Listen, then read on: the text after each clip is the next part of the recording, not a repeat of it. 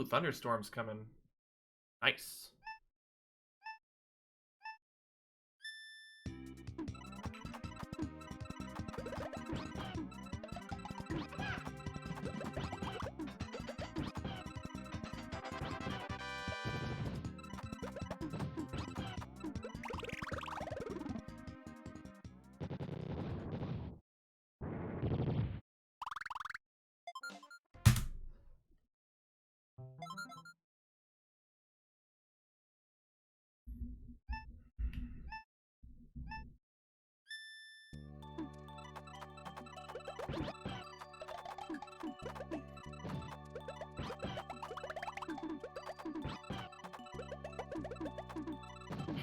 Damn it.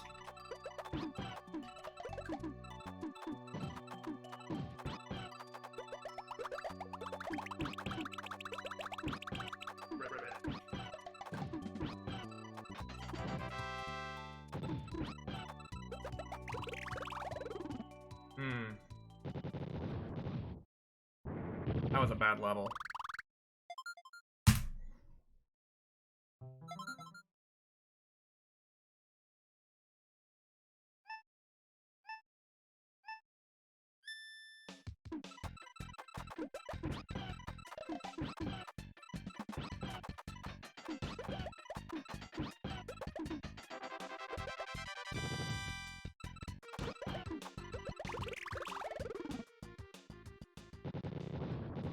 We're back in this.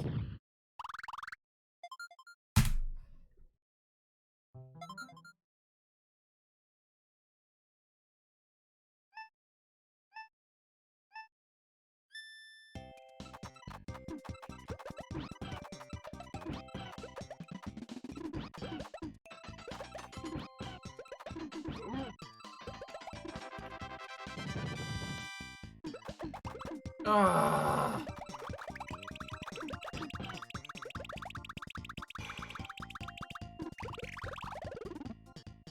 That's a tie, that's good. Huh.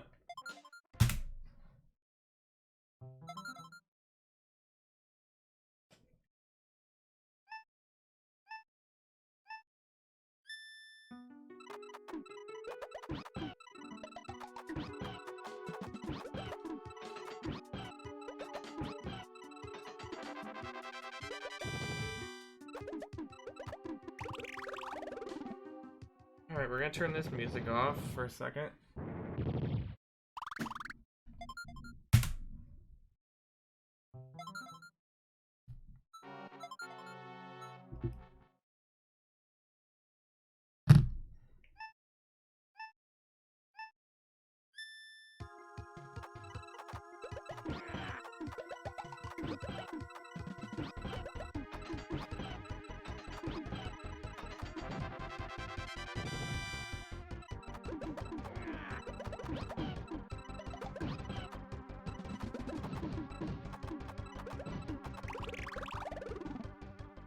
Okay.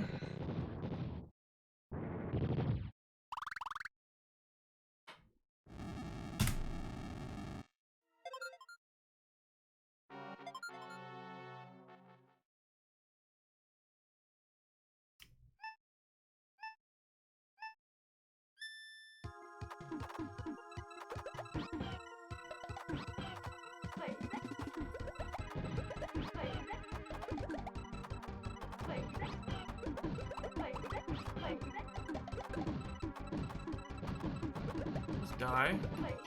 Oh, wow.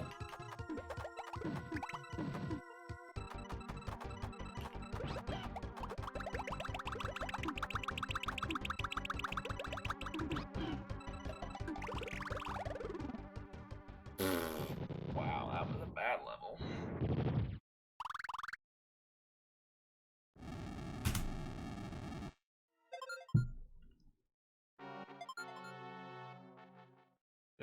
Should have put my headphones back in, Jerry.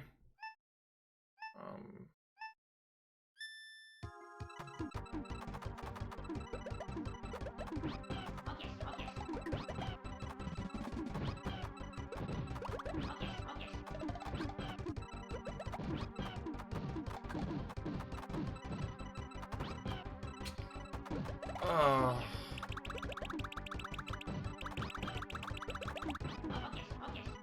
Fuck. As they say in Super Troopers, that's a lot of dimp.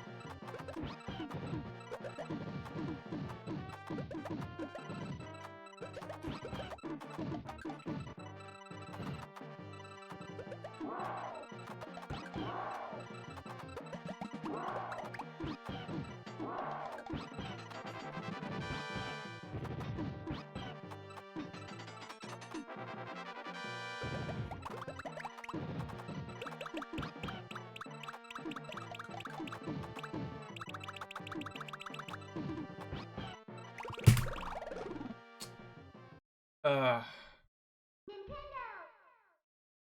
8 minutes.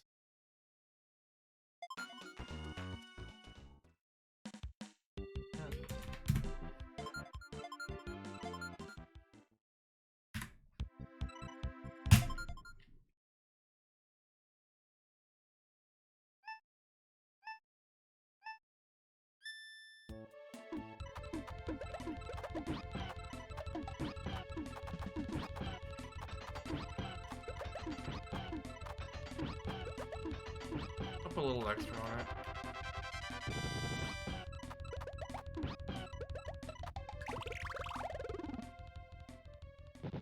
Put a little extra on it.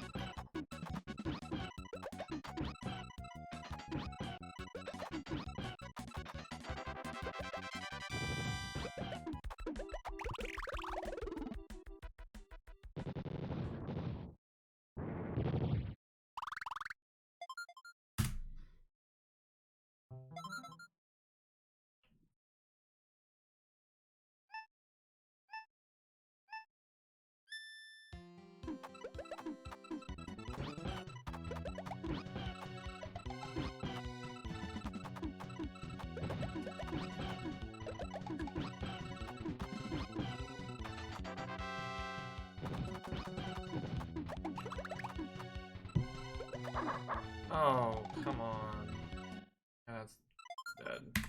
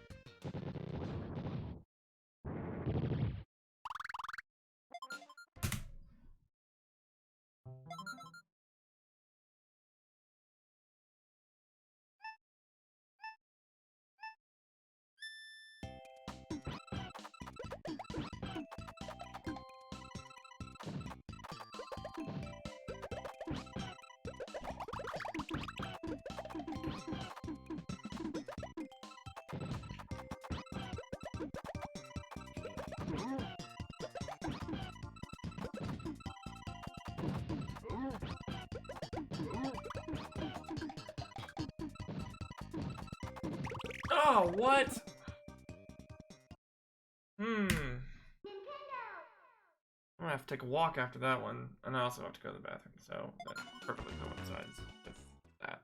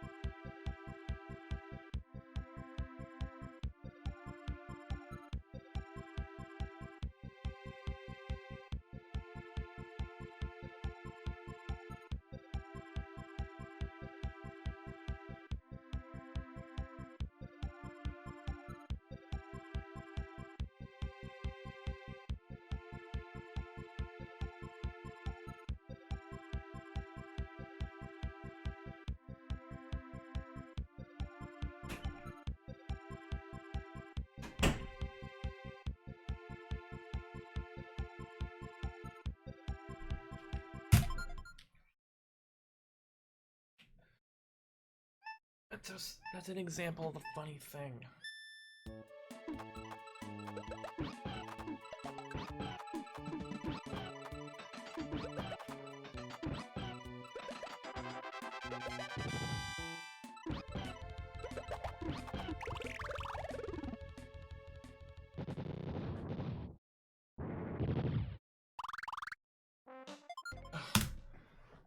Oh, that button press.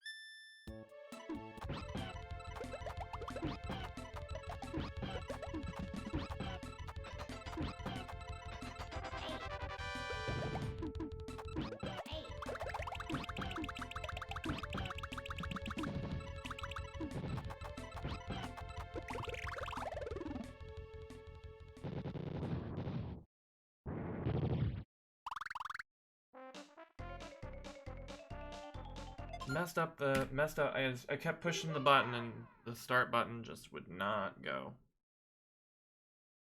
Start button was not having it today.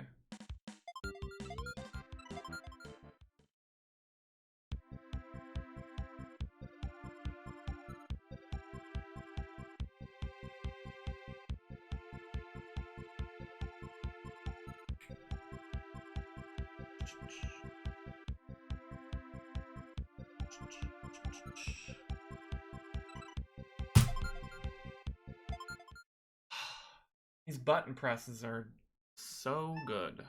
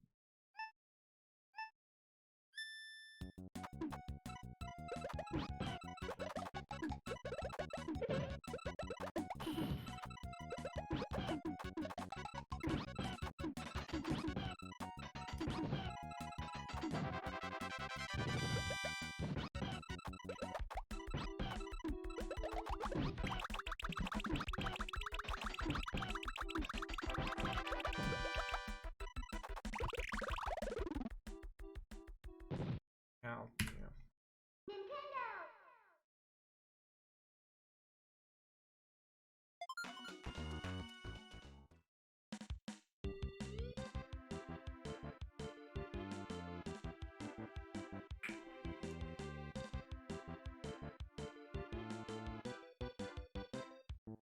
I guess every reset, like, I've been, oh, damn it.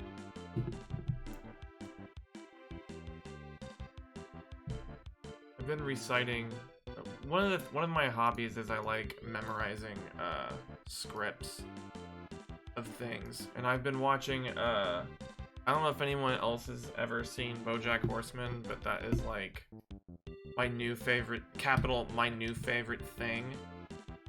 So, I guess after every reset, I can recite, for those that care, one of, like, my favorite episodes. I'll probably do that after this reset. Yep. Might just be very soon.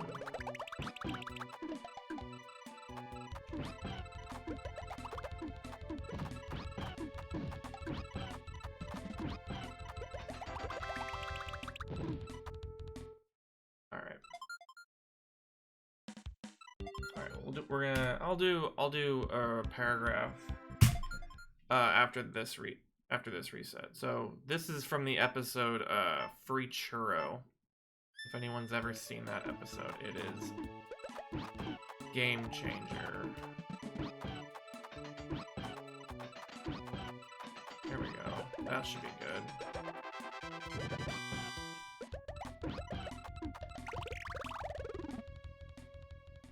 Yeah, BoJack's good.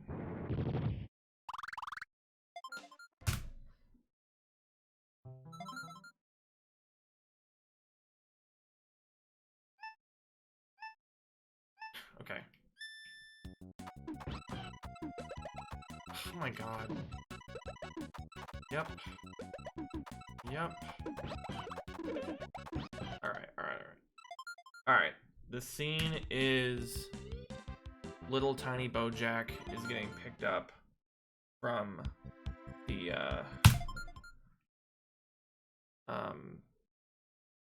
from like a I think like a soccer game or something. So yeah, alright. The little Bojack gets in the car, is waiting at the and you know, he's waiting for someone to waiting for his mom to pick him up. Yes, I see you. Get in. This is his father. Your mother's having another one of her episodes. Last night she went to see a doll's house with a couple girlfriends, and now she has ideas. I emerged from my sanctum this afternoon to discover that not only has she not made me lunch, which is a meal I need in order to live, but she'd furthermore locked herself in the bedroom to weep loudly. Now it's one thing for a woman to weep. When they do it at such a volume you can hear it through the door, that's when you know they're doing it just for the attention. Anyway, I was able to cobble together a sandwich for myself, so I'm the real hero of the story. That's the first little set. Here we go.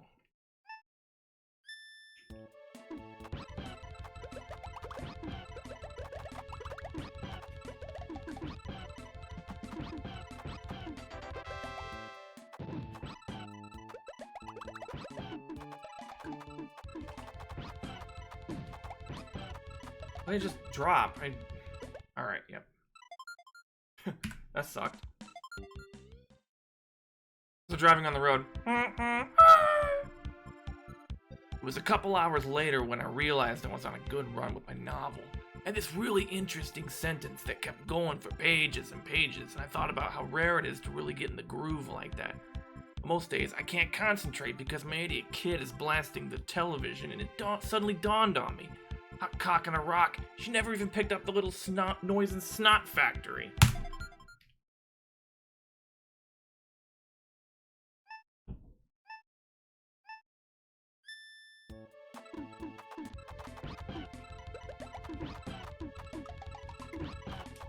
Oh, nice.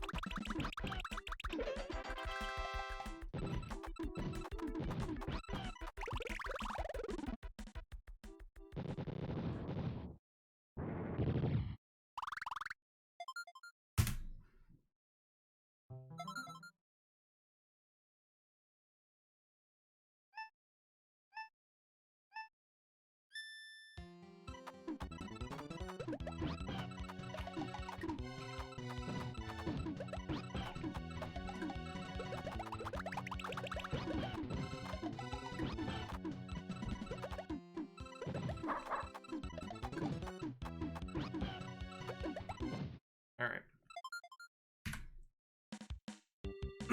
Alright, the next line. So here I am being your mother, which I know is giving you all sorts of mixed up ideas about gender while your brain is still loose and stupid. Just remember, if you become a queer later in life, this isn't my fault. Don't you sing those songs in your nightclub act called My Mommy Was My Daddy while gazing longingly at a tangled string of pearls.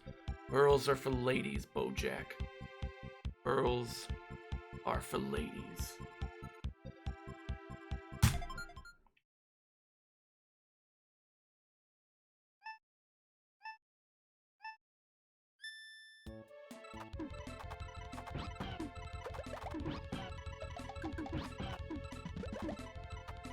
I don't know what I was trying to go for there.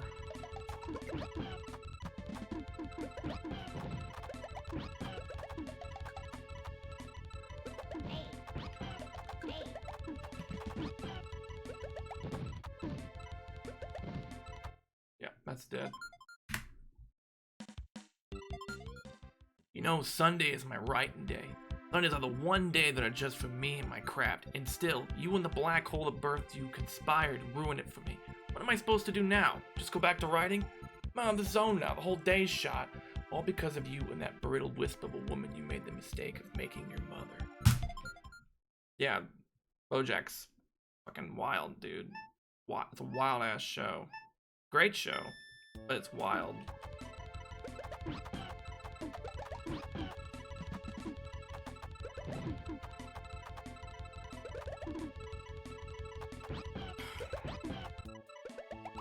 Nowhere near a finish. God. No, it's not your fault. She's doing the best she can after all. It's just that you can't depend on women. You can't depend on anyone. Sooner or later, you need to learn that no one else is gonna take care of you. It's what I learned when I had to make my own sandwich. You can't rely on other people, BoJack. It's good for you to know that. And she's a good mother for teaching you that. You've got a head start on most kids. You're actually very lucky. Thank you. Yeah, his dad was a gem. That was a real gem. Wow, no triangles? Terrible.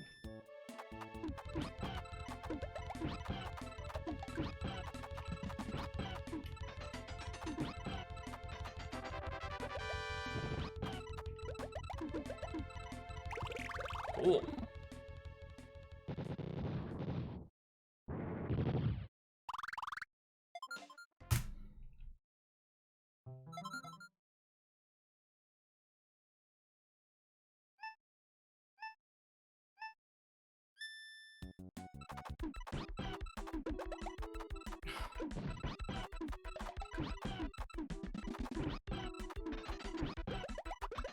Okay, that was a pretty damn good recovery.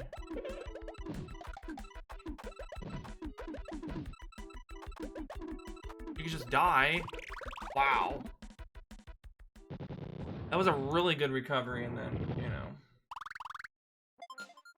Bumpty was like, I still got some life in me. I'm like, I wish you didn't, but okay.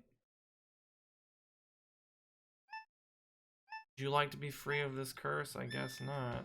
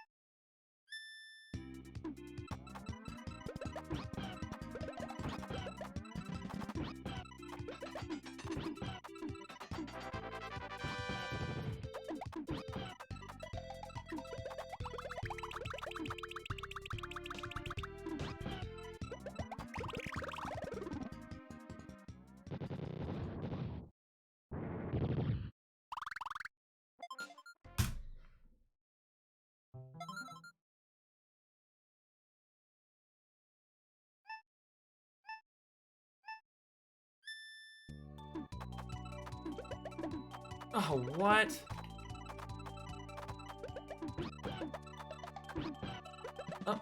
Okay. I have I'm nowhere close to a finish.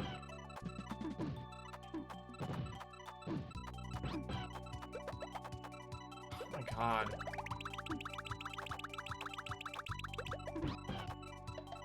Yeah, it's dead. Super dead now. Okay.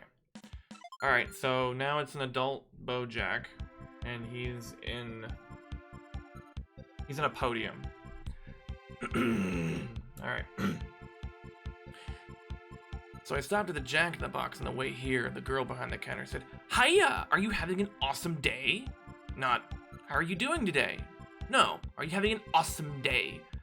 Which is pretty shitty because it puts the onus on me to disagree with her. Like if I'm not having an awesome day, suddenly I'm the negative one. Usually when people ask how I'm doing, the real answer is I'm doing shitty. But I can't say I'm doing shitty because I don't have a good reason to be doing shitty. So if I say I'm doing shitty, then they say, why? What's wrong? And I have to be like, I don't know, all of it? So instead, when people ask how I'm doing, I usually say, I am doing so great. But when this girl at the Jack in the Box asked me if I was having an awesome day, I thought, well, today I'm actually allowed to feel shitty. Today I have a good reason, so I said to her, well, my mom died. And she immediately burst into tears. So now I have to comfort her, which is annoying. Meanwhile, there's a line of people forming behind me who are all giving me these real judgy looks because I made the Jack in the Box girl cry.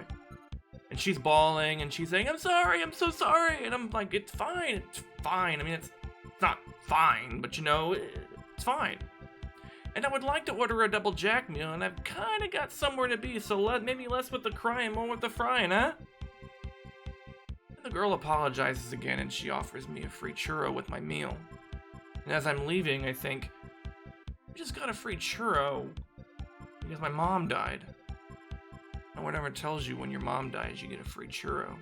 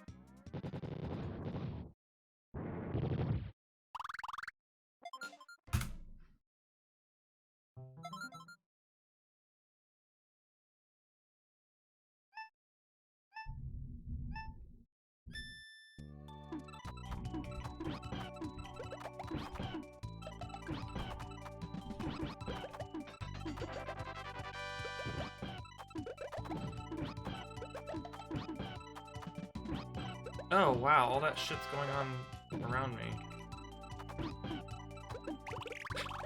It's like stuff's like blowing up. I'm not like, yeah, I'm like, yep. Should've looked out for that. I mean, maybe, I don't know. It's not bad. It's not bad.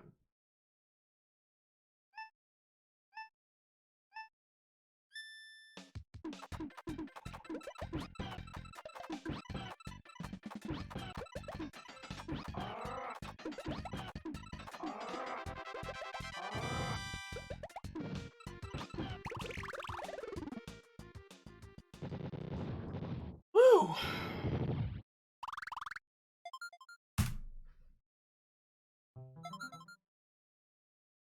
No bad fish here. No bad fish.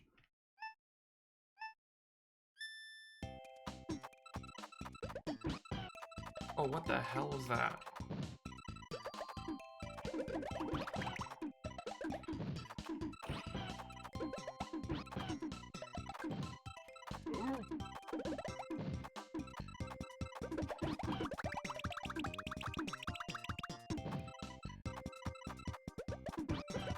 Whoa, okay.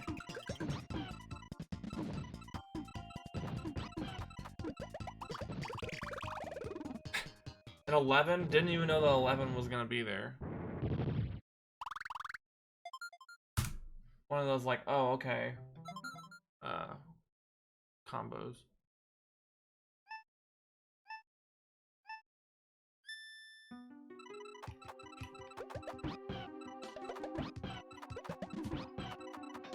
Yep. Oh, what? Oh, what?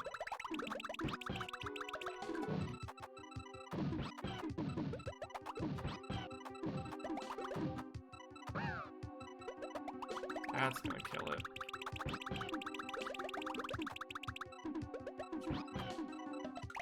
Yeah, I killed it. Or yeah, I killed it. Okay. All right. Let's do the next line. All right. Anyway, I'm sorry. That's not part of it. All right. Here we go. Let's do this. Here I am, BoJack Horseman, doing a eulogy. Let's go. Hey, Piano Man, can I get like an organ flourish? Nicely done. You know, I was a little worried I wouldn't have the right accompaniment today. I guess it's a good thing my mom was an organ donor. Psst, psst. What happened to the organ? Oh, hey, why don't you leave the comedy to the professionals, okay? This is a funeral, sir. For my mother, can you show a little respect? I'll take it. Beatrice Horseman. Who was she? What was her deal? Well, she was a horse. She died in 1938. She died in 2018. One time she went to a parade, and one time she smoked an entire cigarette in one long inhale. I watched her do it. Truly a remarkable woman.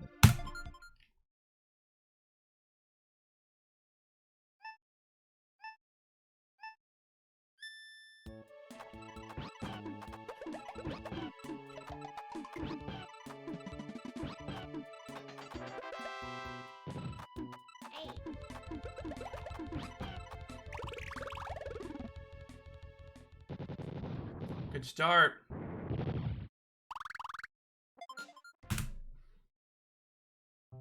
Keep it going. Keep it going.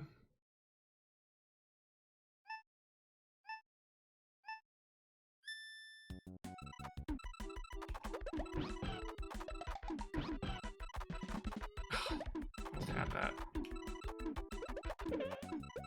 What the hell was that?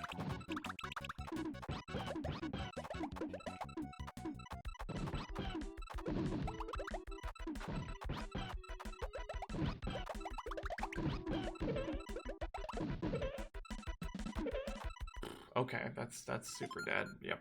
Okay. Lived a full life, that lady. Just all the way to the end, which is, now, I guess. It makes you think, though, huh? Life, right? Goes by, stuff happens, then you die. Well, that's my time. You've been great. Tip your waitress. No, I'm just kidding.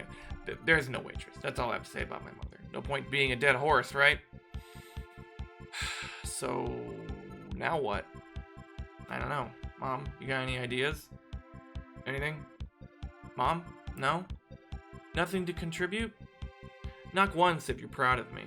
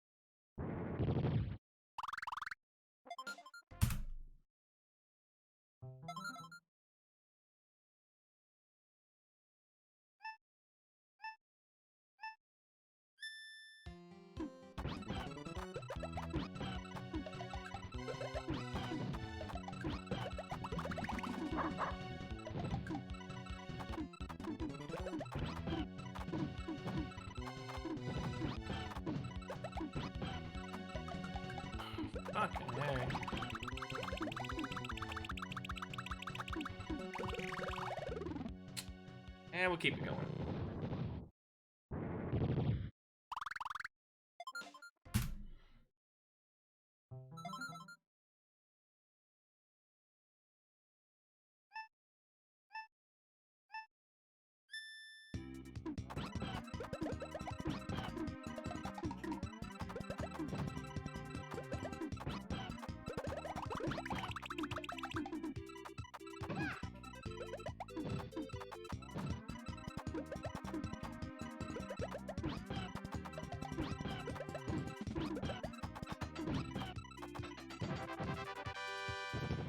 Yep, that's not a finish. Okay.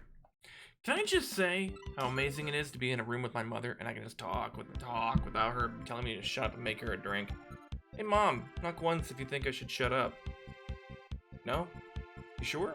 I mean, I don't want to embarrass you by making this eulogy into a melogy, so seriously, if you want me to sit down and let someone else talk, just knock. I will not be offended. No? Your funeral. Sorry about the closed casket, by the way. She wanted an open casket, but, you know, she's dead now. Who cares what she wanted? No, that sounded bad. I'm sorry. I think that if she could have seen what she looked like dead, she'd agree it's better this way. She looked like this.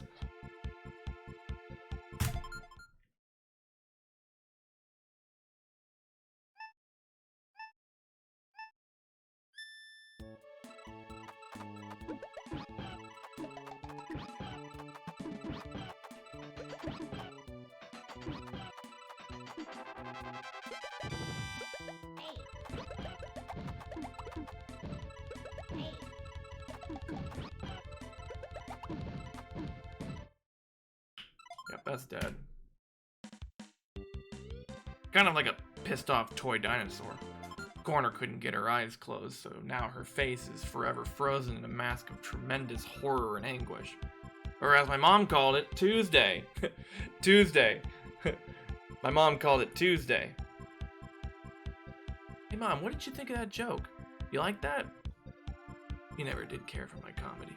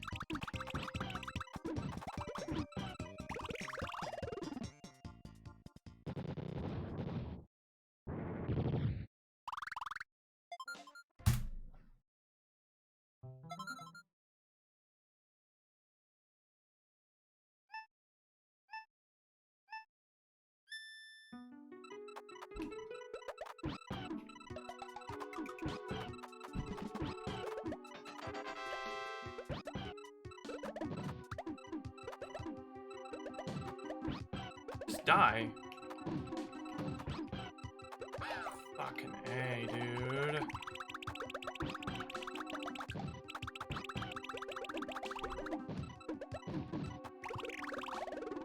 Alright, that's fine. It's fine, we can still do this. Do it right now.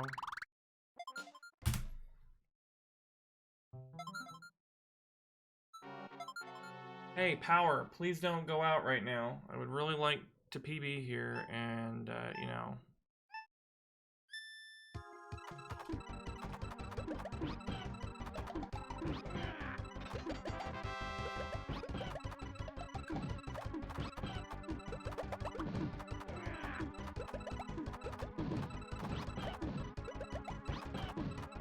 Just die. Fucking A, dude.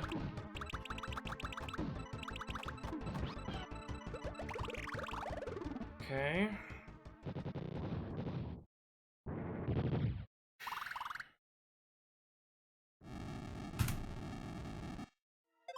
Hate the cave. Especially since I have an 11 and a 14 on here, and that's real fucking tough to go against. Oh, what? Oh my fucking Jesus.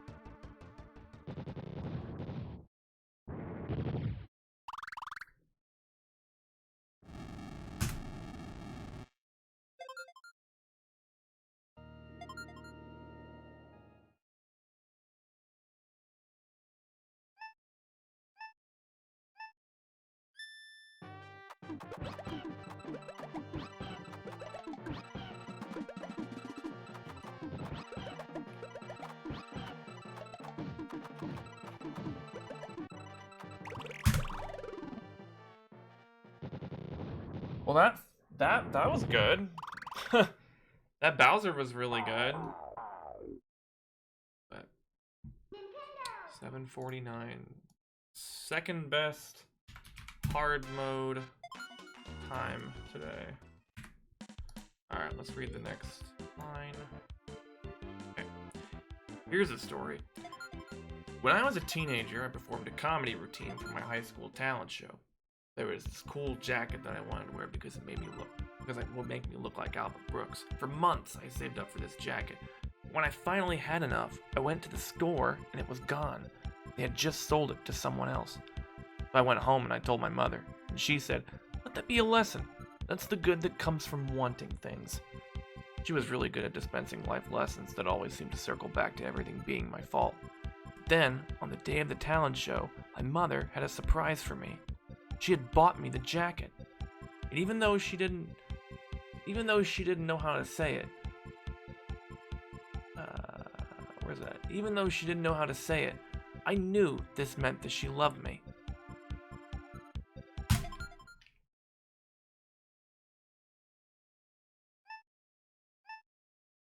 What?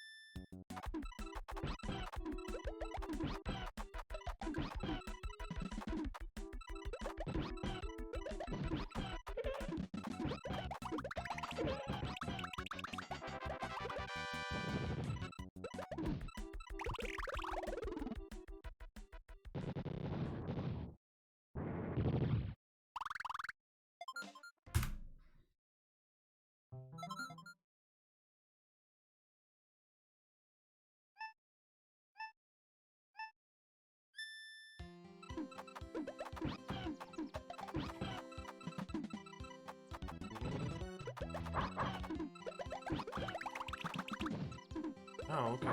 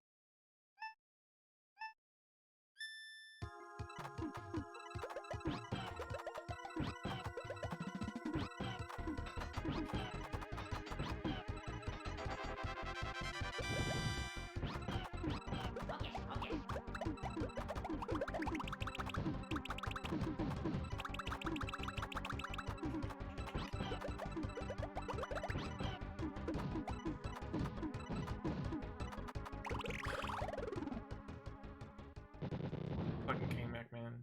Fucking K-Mac.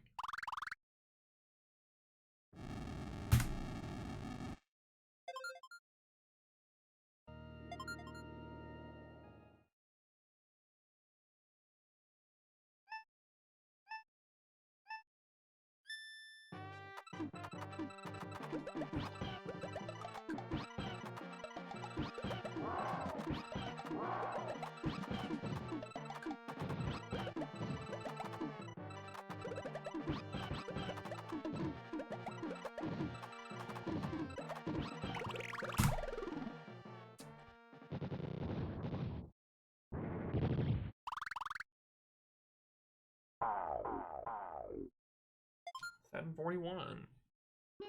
That is second best time for hard mode today. Alright, let's read the next part. Alright. That's a good story about my mother. It's not true, but it's a good story, right? I stole it from an episode of Maude I saw when I was a kid, where she talks about her father. I remember when I saw it thinking, that's the kind of story I want to tell about my parents when they die. But I don't have any stories like that. All I know about being good, I learned from TV. And in TV, flawed characters are constantly showing people they care with these surprising grand gestures. And I think that part of me still believes that's what love is. But in real life, the big gesture isn't enough.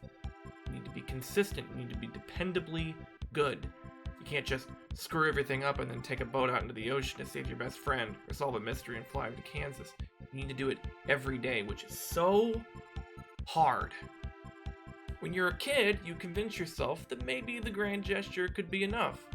But even though your parents aren't what you need them to be over and over and over again, at any moment they might surprise you with something wonderful.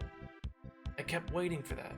Proof that even though my mother was a hard woman, deep down, she loved me and cared about me and wanted me to know that I made her life a little bit brighter. Even now, I find myself waiting. Hey Mom, knock once if you love me and care about me and want me to know I made your life a little brighter. BoJack's awesome. I fucking love that show, dude. I'm like running it back already.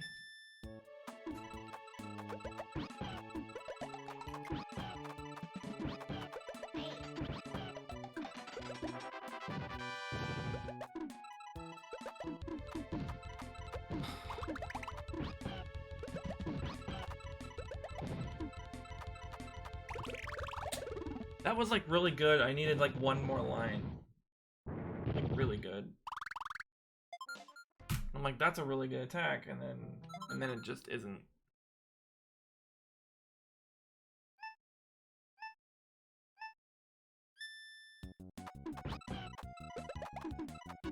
Oh. What?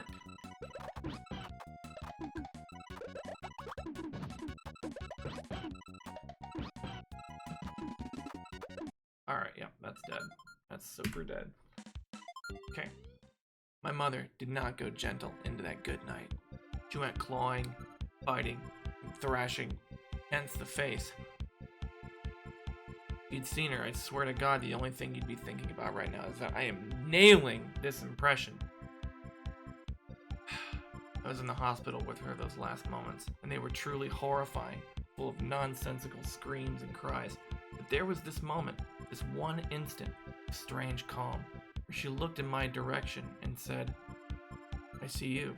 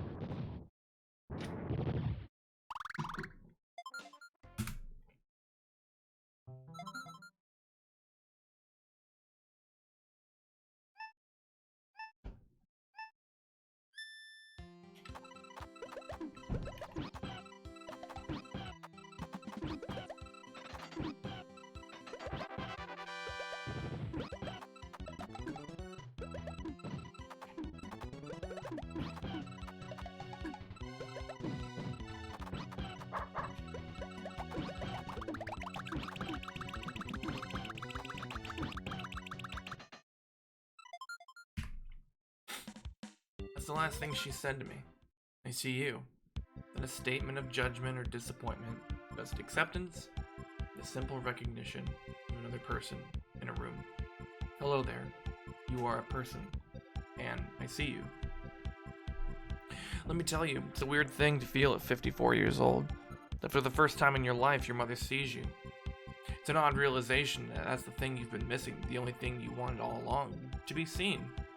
And it doesn't feel like a relief to finally be seen. It feels like, oh, it turns out that you knew what I wanted, and you waited until the very last moment to give it to me.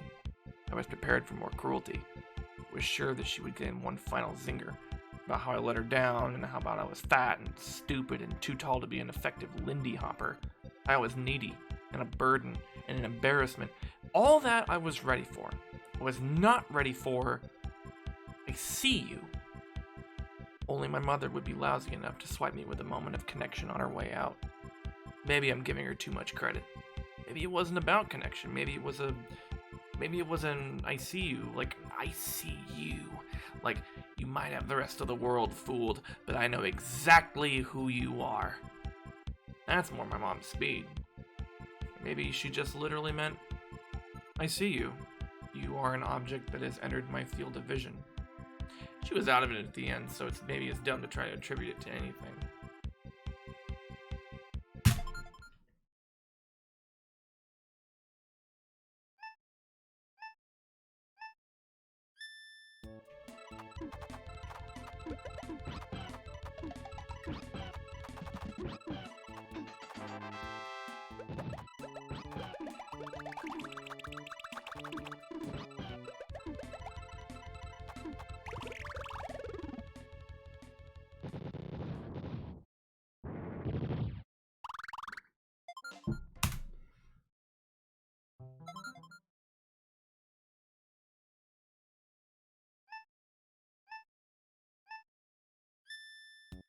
Oh, that sucks.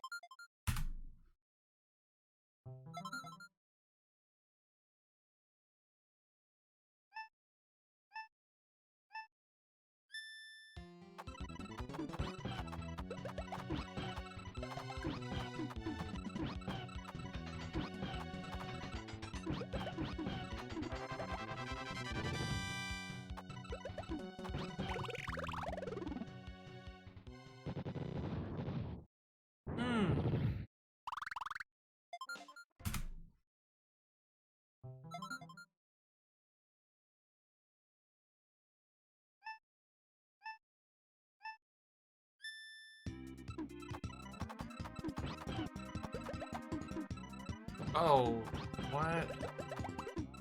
Wow.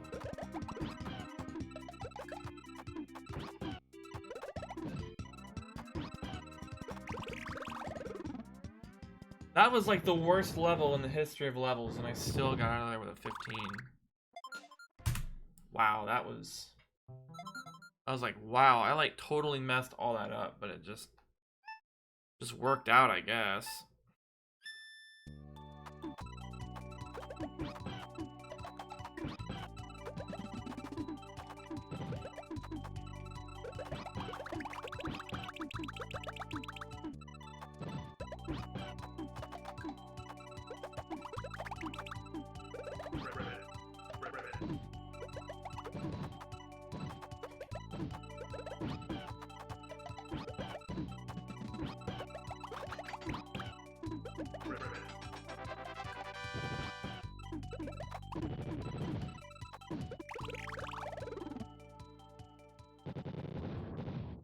Keep it going, I guess.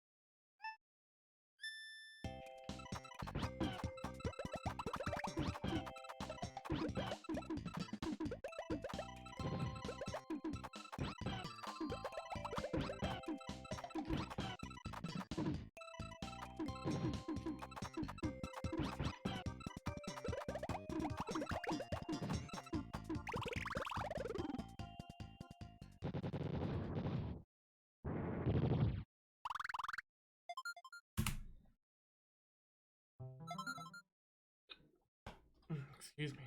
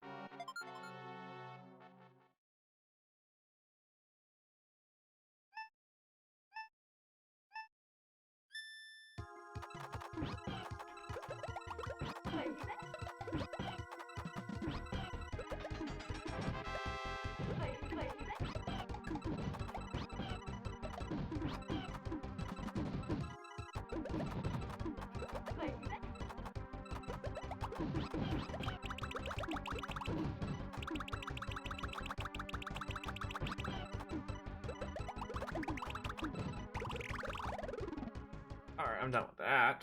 Just be done with that one. Alright. Back in the 90s, I was in a very famous TV show called Horsing Around. Please hold your applause. And I remember one time a fan asked me, "Hey, you know that episode where the horse has to give Ethan a pep talk, and after Ethan finds out his crush only asked him to the dance because her friends were having a dorkiest date contest? In all the shots of the horse, you can see a paper coffee cup on the kitchen counter, but in the shots of Ethan, the coffee cup's missing. Was that because the show was making a statement about the fluctuant subjectivity of memory and how even two people can experience this same moment in entirely different ways?" And I didn't have the heart to be like, "Nah, man, some crew guy left their coffee cup in the shot." So instead I was like, yeah. And maybe this is like that coffee cup. Maybe we're dumb to try to pin significance onto every little thing. Maybe when someone says, "I see you," it just means, I see you. Then again, it's possible she wasn't even talking to me. Because if I'm being honest, she wasn't really looking at me, she was looking past me. There was nobody else in the room. I think she was talking to me, but honestly, she was so far gone at that point, who knows what she was seeing? "Who are you talking to, Mom?" Not saying, huh? Saying, "Mom"? No rim shot there? God, whatever I'm paying you, it's too much.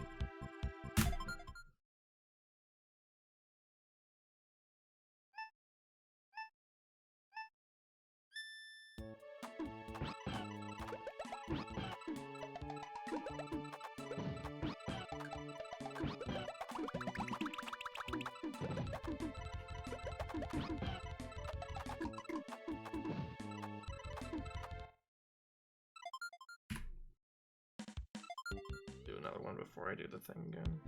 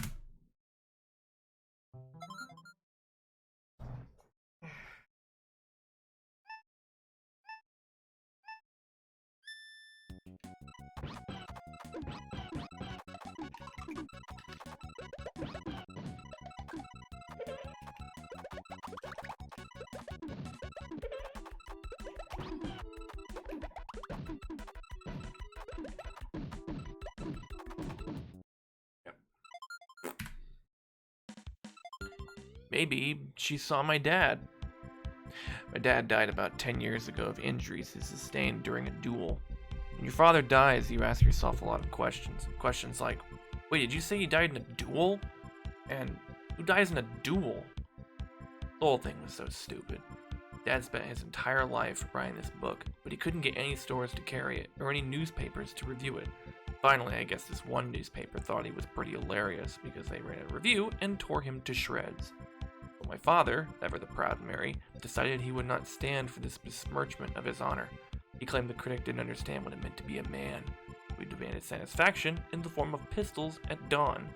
He wrote the paper this letter, saying anyone who didn't like his book, he would challenge to a duel. Anyone in the world. He'd even pay for airfare to San Francisco and a night in a hotel. Well, eventually this found its way to some kook in Montana who was as batshit as he was and took him up on the offer. Met at Golden Gate Park and agreed. 10 paces, then shoot.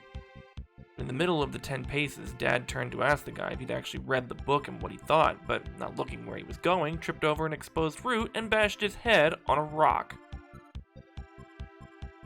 Wish I'd known to go to the Jack in the Box then.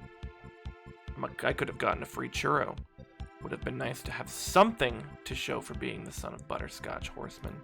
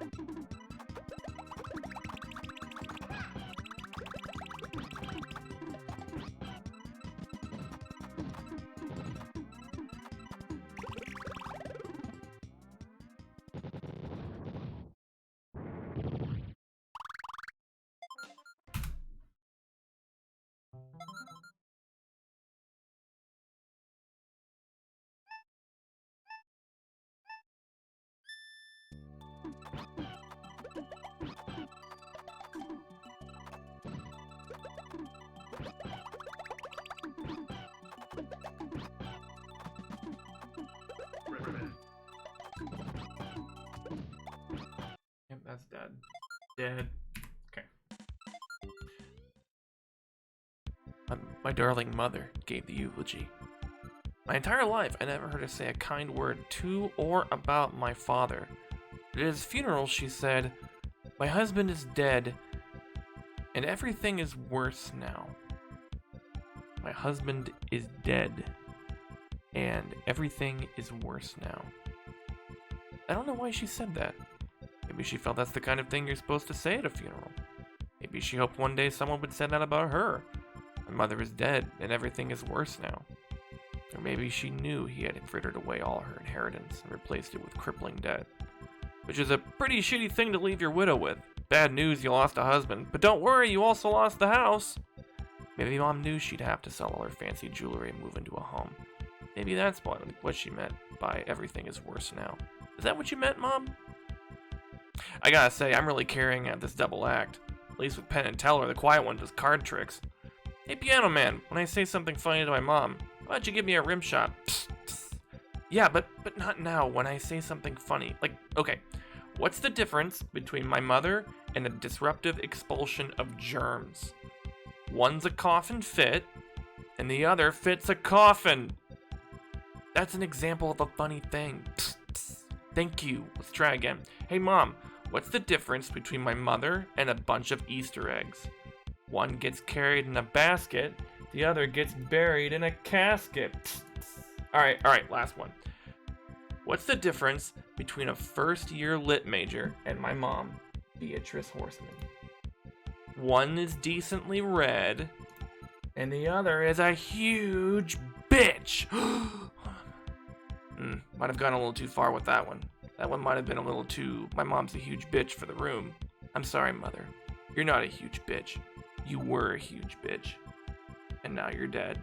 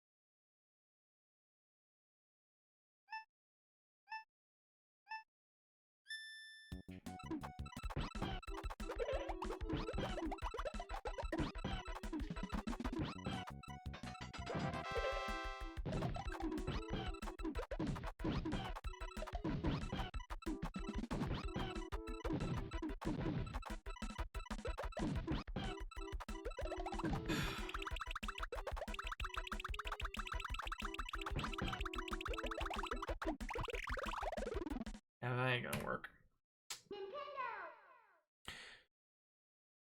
You know, the first time I ever performed in front of an audience, it actually was with my mom. She used to put on these shows in their supper club in the living room, and she used to make she used to make me sing the Lollipop song. Those parties, they were really something. There were skits, magic acts, and ethnically insensitive vaudeville routines. And the big finale was always a dance my mother did. She had this beautiful dress that she only brought out for these parties, and she did this incredible number. It was so beautiful and sad. Dad hated the parties. He'd lock himself in the study and bang on the walls for us to keep it down, but he always came out to see Mom dance. He'd linger in the doorway, scotch in hand, and watch in awe as this cynical, despicable woman he married took flight. And as a child who was completely terrified of both my parents, I was always aware that this moment of grace, it meant something. We understood each other, in a way. Me, my mom, my dad, as screwed up as we all were, we did understand each other. My mother, she knew what it was like to feel your entire life like you're drowning, with the exception of these moments. These very rare, brief instances in which you suddenly remember you can swim.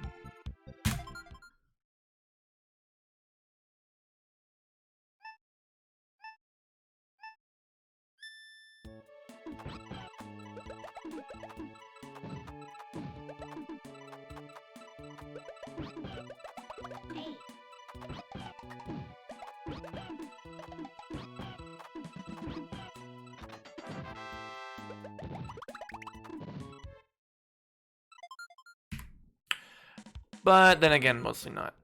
Mostly you're drowning. She understood that too. And she recognized that I understood it. And Dad, all three of us were drowning, and we didn't know how to save each other. But there was an understanding that we were all drowning together. I would like to think that that's what she meant when we were in the hospital and she said, "I see you." You know, the weird thing about both of your parents being dead is that means you're next. Yeah, I mean, you know, it's not obviously like if there's a waiting list for dying. Any one of us could get run over by a Snapchatting teen at any moment. And you would think that knowing that would make us more adventurous and kind and forgiving, but it actually makes us small and stupid and petty.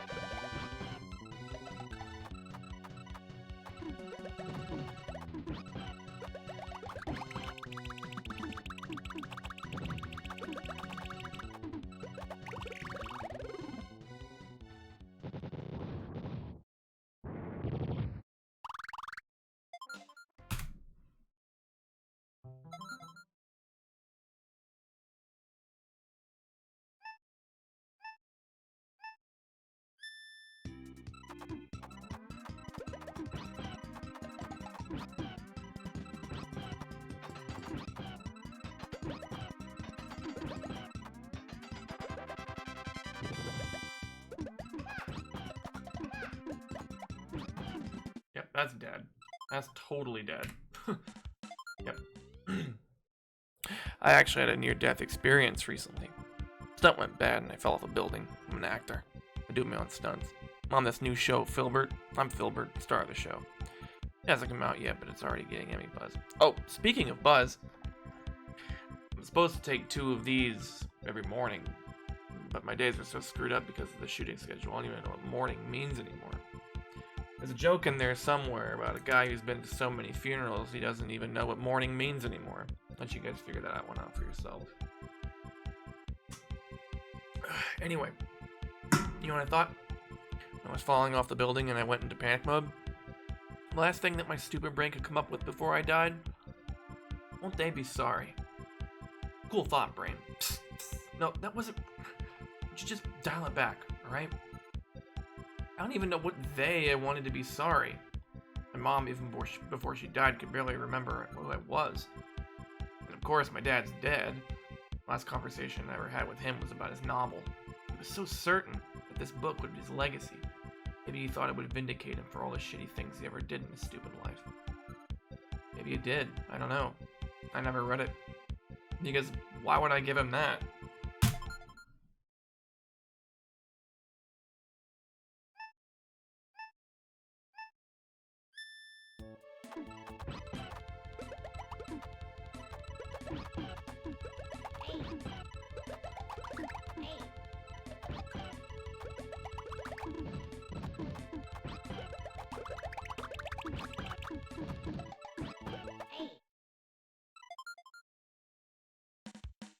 He used to be on this TV show called Horsing Around. Seriously, hold your applause. Well held. It was written by my friend Herb Kazaz, who's also dead now, and it starred this little girl named Sarah Lynn. And it was about these orphans. And early on, the network had a note. We don't mention they're orphans because audiences tend to find orphans sad and not relatable, but I never thought the orphans were sad. I always thought they were lucky because they could imagine their parents to be anything they wanted, and something to long for. Anyway, we did this one season finale where Olivia's birth mother comes to town. And she was a junkie, but she got herself cleaned up and she wanted to be in Olivia's life again. And of course, she's like a perfect grown-up version of Olivia, and they go to the mall together and we get her ears pierced like she's always wanted, and sorry, spoiler alert for the season 6 finale of Horsing Around if you're still working your way through it. Anyway, the horse tries to warn her. Be careful. Moms have a way of letting you down. But Olivia just thinks the horse is jealous, and when the mom says she's moving to California, Olivia decides to go with her. The network really juiced cliffhanger. Is Olivia gone for good? But of course, because it's a TV show, she was not gone for good. Of course, because it's a TV show, Olivia's mother had a relapse and had to go back to rehab, so Olivia had to hitchhike all the way home, getting rides from Mr. T, Alf, and the cast of Stomp. Of course that's what happened. Because what are you gonna do? Just not have Olivia on the show? You can't have happy endings in sitcoms. Not really, because if everyone's happy, the show will be over. And above all else, the show has to keep going. There's always more show. And you can call Horsing Around dumb, or bad, or unrealistic, but there is nothing more realistic than that. You never get a happy ending, because there's always more show. I guess until there isn't.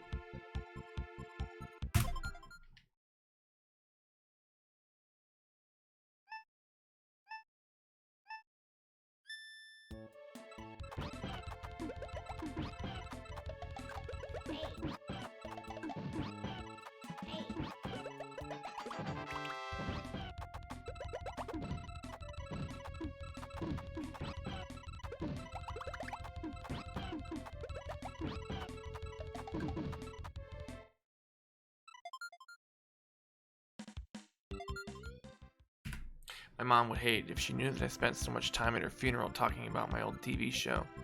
Or maybe she'd think it was funny that her idiot son couldn't even do this right. Who knows? She'll have no instructions for what she wanted me to say.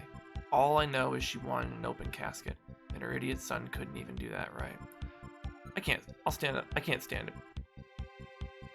up here and pretend I understood how to please that woman, even though so much of my life has been wasted in vain attempts to figure it out.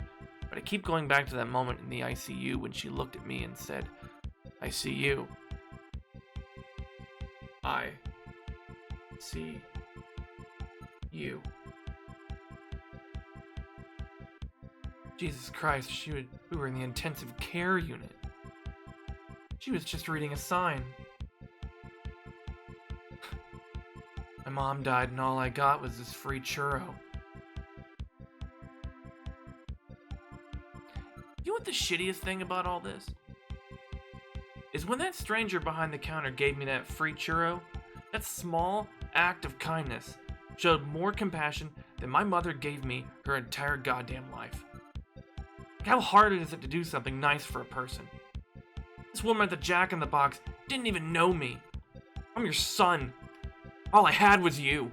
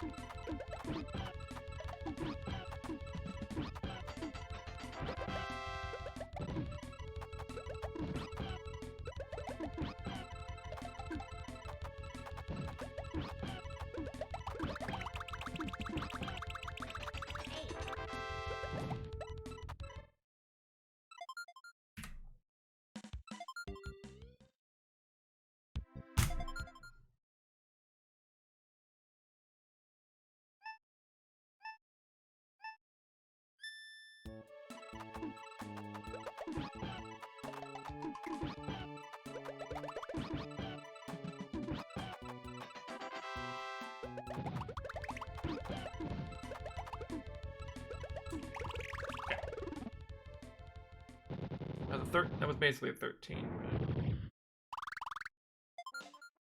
It was a 13 until it wasn't.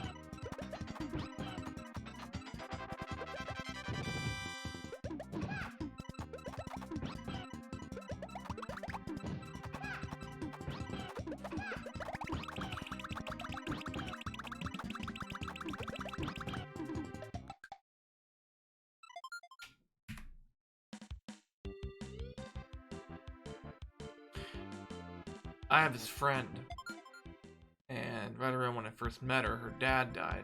I actually went with her to the funeral. And months later, she told me that she didn't understand why she was still upset, because she never even liked her father. It made sense to me, because I went through the same thing when my dad died, and I'm going through the same thing now. You know what it's like? It's like that show Becker, you know, with Ted Danson. I watched the entire run of it, hoping it would get better, and it never did. It had all the right pieces, but it just couldn't put them together. And when it got canceled, I was really bummed out. Not because I liked the show, but because I knew it could be so much better. And now it never would be. And that's what losing a parent is like. It's like Becker. Suddenly you realize you'll never have the good relationship you wanted, as long as they were alive, even though you'd never admit it. Part of you, the stupidest goddamn part of you, was still holding on to that chance. And you didn't even realize it until that chance went away. My mother is dead, and everything is worse now. Because now I know I will never have a mother who looks at me from across the room and says, "BoJack Horseman, I see you." But I guess it's good to know. Good to know that there is nobody looking out for me. That there never was, and there never will be. So it's good to know that I am the only one that I can depend on. And I know that now. And it's good. It's good to know that. So, it's good my mother is dead. Well, no point being a dead horse. Beatrice Horseman was born in 1938 and she died in 2018, and I have no idea what she wanted. Unless she just wanted what we all want. To be seen. And the end of the episode is he opens the casket to see his mom, and then he looks out into the audience and realizes that it's just a bunch of iguanas, and he's like, is this he's not even in the right funeral deal. Couldn't even do that right. Couldn't even do that right. And that's the end of the episode. That's what like really got me to like that show.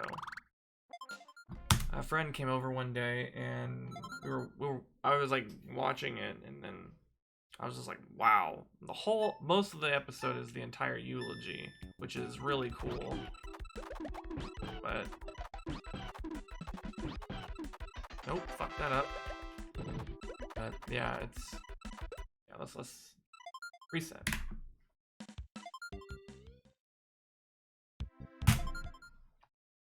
I'm gonna roll with this hard difficulty.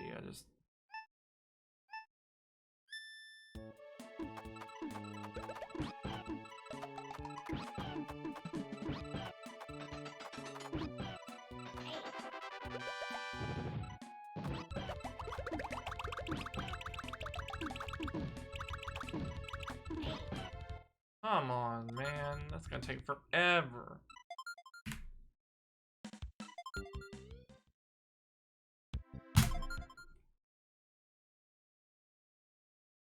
Like Becker.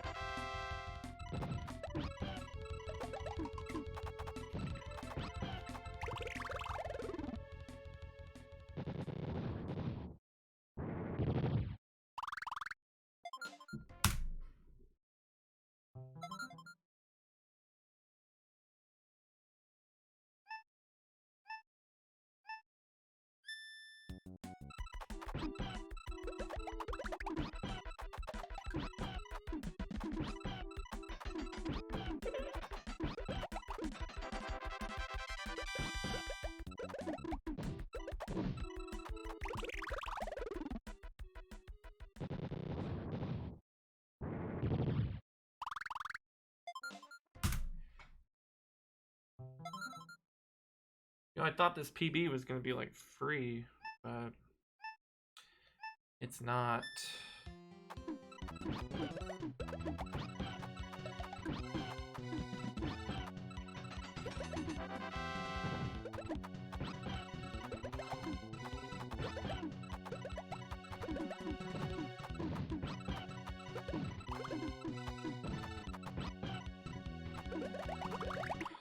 Put me out of my misery. I'm trying to like, here. Put me out of my misery, dog. And you did. I appreciate that.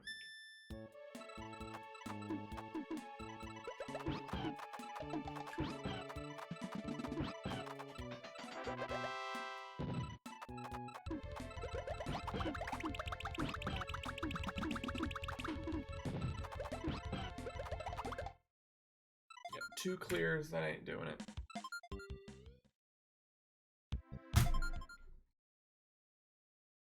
Two clears.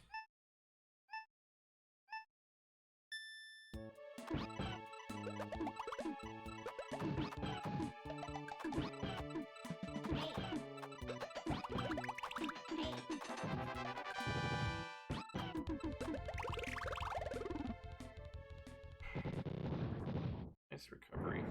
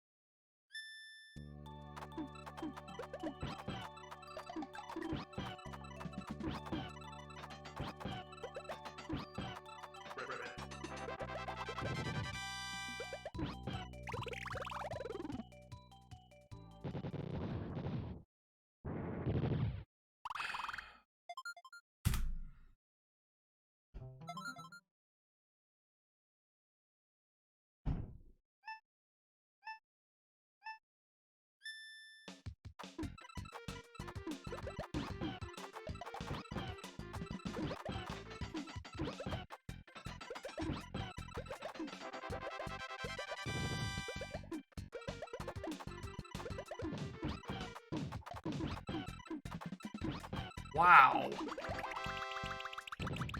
That down stack is something else. Wow.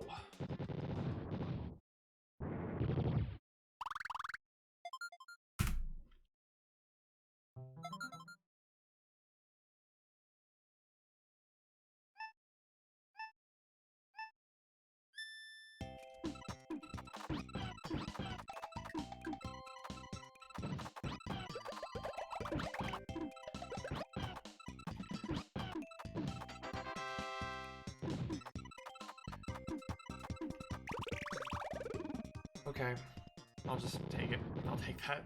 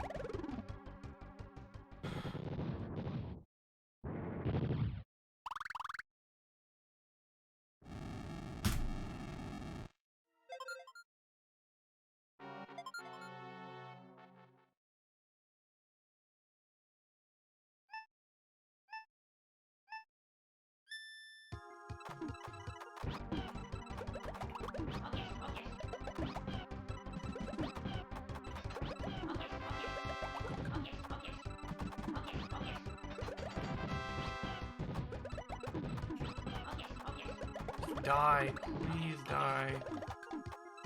Oh, fuck.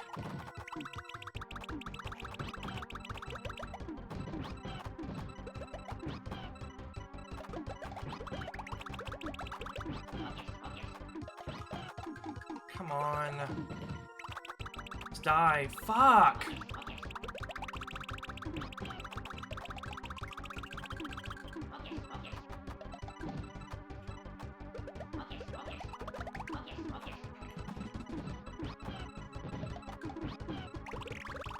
Wow. Fucking wow, dude.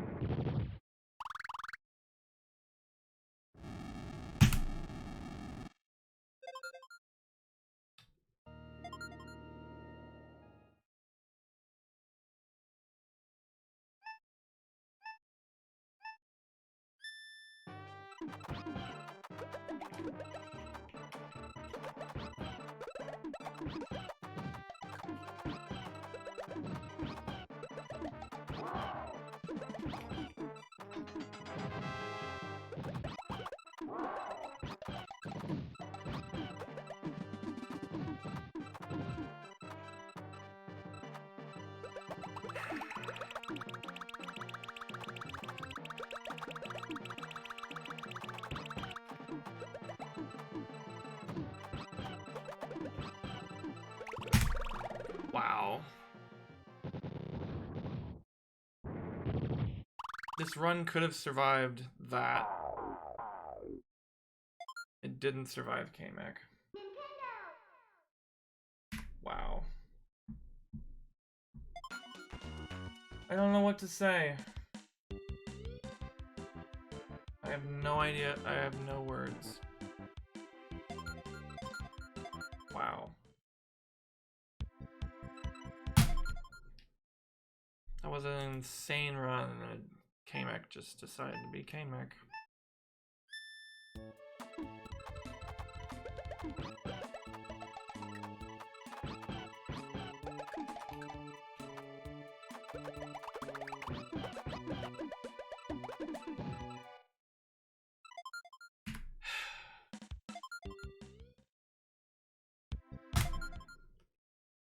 Like 40 seconds ahead.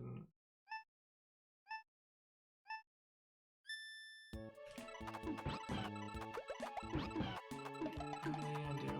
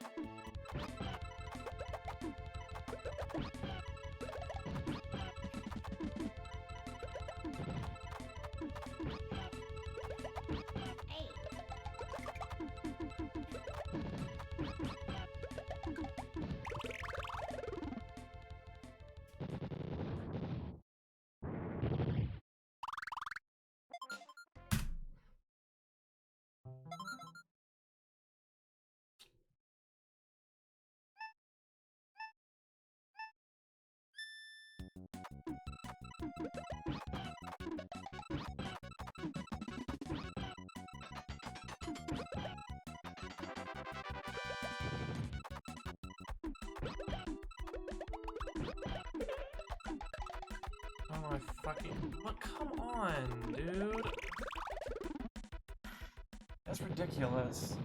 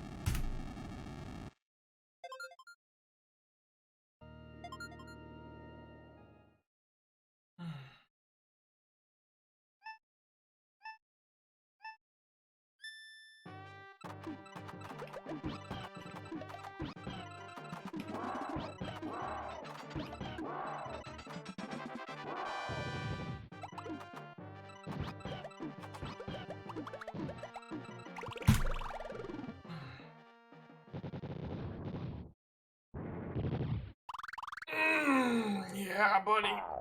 Oh, fuck.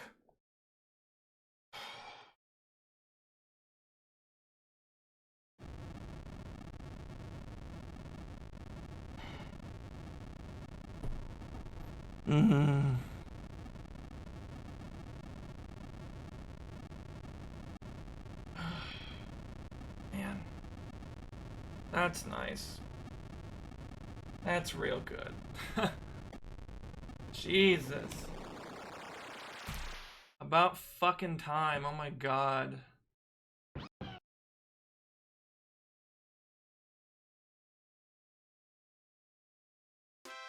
And we are in the top 10, baby. Ooh.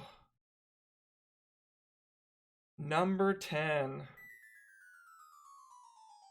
Yes. Yes.